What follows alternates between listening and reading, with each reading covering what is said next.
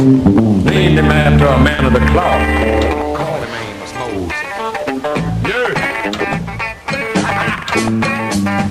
Now all the folks around South Louisiana said Amos was a hell of a man. Trapped the biggest, the meanest alligator, and just used one hand. That's all he got left. Called alligator bit it.